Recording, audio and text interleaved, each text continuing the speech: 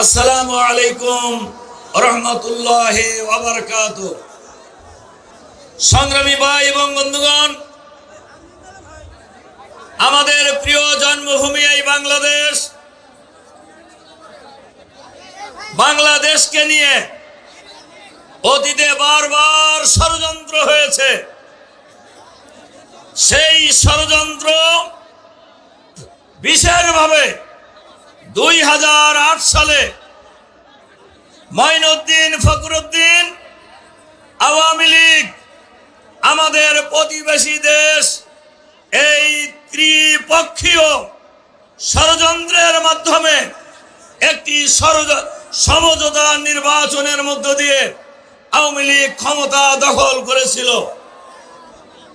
ক্ষমতা আসার পর থেকে 2009 সাল থেকে একের পর এক দেশের বিরুদ্ধে, সীমানার বিরুদ্ধে, ইসলামের বিরুদ্ধে, ইসলামী নেতৃত্বের বিরুদ্ধে, ইসলামী আন্দোলনের বিরুদ্ধে, এই দেশের জনগণের বিরুদ্ধে একটার পর একটা ষড়যন্ত্র এবং হত্যাকাণ্ড পরিচালনা করেছে।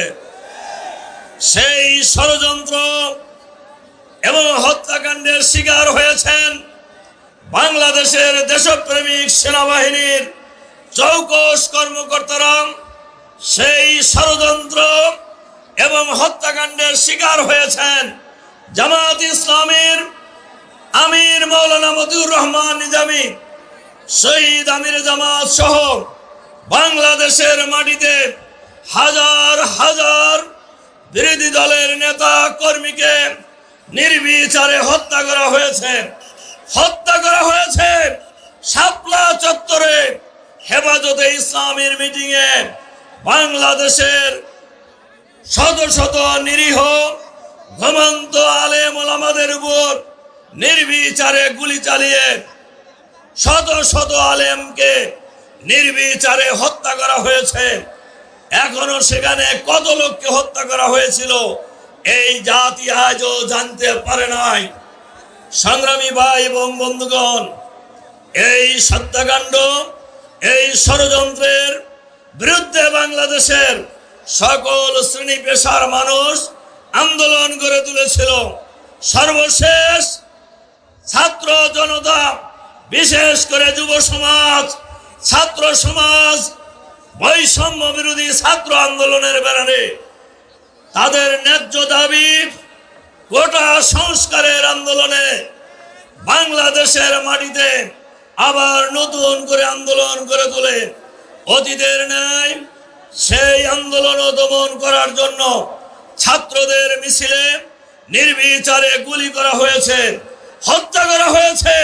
হাজার হাজার বাংলাদেশের ছাত্র জনতাকে আহত করা হয়েছে, 30-40 হাজার ছাত্র জনতাকে কিন্তু গণহত্যা চালিয়ে গ্রেপ্তার করে, আহত করে, পঙ্গু করে শেখ হাসিনা তার পতন ঠেকাইতে পারে নাই। এক পর্যায়ে গত 5ই আগস্ট তিনি ক্ষমতা ছেড়ে পদত্যাগ করে পালিয়ে ভারতে আশ্রয় গ্রহণ করেছে। জনতার বিজয় হয়েছে। গণ উত্থানের মধ্য দিয়ে স্বৈর শাসনের পতন হয়েছে। এখন বাংলাদেশে অন্তর্বর্তীকালীন সরকার রাষ্ট্র পরিচালনা করছে। তাদের দায়িত্ব নির্বাচন দিয়ে জনগণের হাতে ক্ষমতা ছেড়ে দিয়ে তারা তাদের জায়গায় ফিরে যাবেন। সংগ্রামী ভাই এবং বন্ধুগণ, এই সময়ে দুটি কথা বলতে চাই।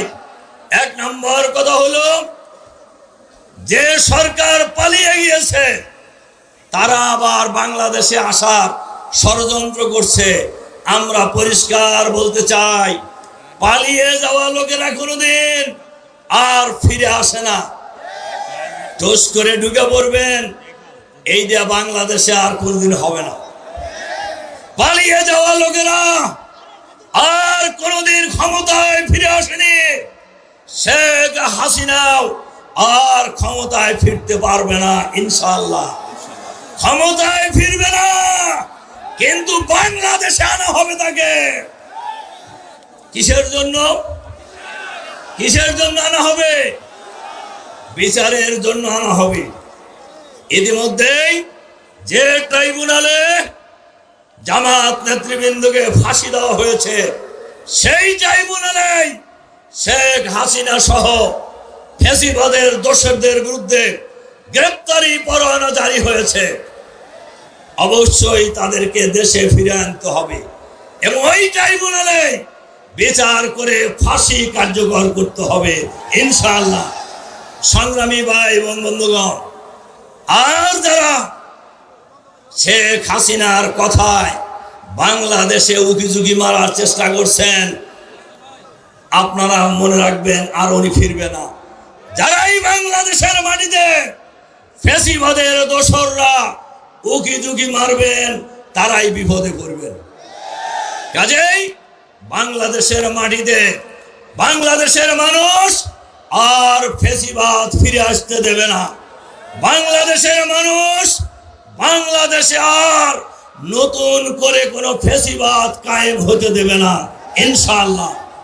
সংগ্রামী ভাই এবং বন্ধুগণ, এজন্য আমরা অন্তর্বর্তীকালীন সরকারের কাছে আহ্বান জানাবো, ফ্যাসিবাদের দোসর যারাই আছেন সরকারের ভিতরে বাইরে, তাদেরকে চিহ্নিত করে গ্রেফতার করে বিচারের আওতায় নিয়ে আসুন। 2, বাংলাদেশের মাটিতে আওয়ামী লীগের শেষ সময়ে 2 কোটি ভুয়া ভোটার বানিয়েছিল। বর্তমান সরকার আমরা লক্ষ্য করছি গোজামিলের ভোটার তালিকা করতেছেন। ভোটার যারা হবে তারা যায়া ভোটার হবে। আমি আজকের এই সমাবেশে আহ্বান জানাতে চাই, ফ্রেশ ভোটার তালিকা তৈরি করতে হবে। যারা ভুয়া ভোটার হয়েছে তাদেরকে ভোটার তালিকা থেকে বাদ দিতে হবে, আর যারা ভোটার হওয়ার বয়স হয়েছে তাদেরকে ভোটার তালিকায় অন্তর্ভুক্ত করতে হবে। সংগ্রামী ভাই এবং বন্ধুগণ, বাংলাদেশ জামাত ইসলামী আমাদের নেতা ডক্টর শফিকুর রহমানের নেতৃত্বে একটি চাঁদাবাজ মুক্ত, সন্ত্রাস মুক্ত, দখলবাজ মুক্ত, দুর্নীতিবাজ মুক্ত, ইনসাফপূর্ণ আধুনিক ইসলামের বাংলাদেশ আমরা কায়েম করব ইনশাআল্লাহ। এই চাঁদাবাজের বিরুদ্ধে কথা বলার কারণে কারোর গায়ে লাগছে, আমরা কিন্তু কোনো নাম বলতেছি না। তা আপনাদের গায়ে লাগে কেন? তার মানে ঠাকুর ঘরে কেড়ে আমি কলা খাই না, তার মানে এই কাম আপনারা করতেছেন, নাহলে আপনাদের এত লাগে কেন? আবার ওনারা ৭১-এর কথা কয়, আবার ওনারা রাজাকার কয়, কিন্তু ওনাদের জানা উচিত হাসিনার এই স্লোগানের কারণে হাসিনার পতন হয়েছে, পতন ত্বরান্বিত হয়েছে। এই রাজাকারের স্লোগান বাংলাদেশের মানুষ আর খায় না, এটা মাথায় রাখবেন। বাংলাদেশের মানুষ আওয়ামী ফ্যাসিবাদের বিরুদ্ধে লড়াই করে বাংলাদেশকে দ্বিতীয়বার স্বাধীন করেছে। এই স্বাধীন বাংলাদেশে বাংলাদেশের জনগণ আর কোন চক্ষু রাঙ্গানিকে পরোয়া করে না।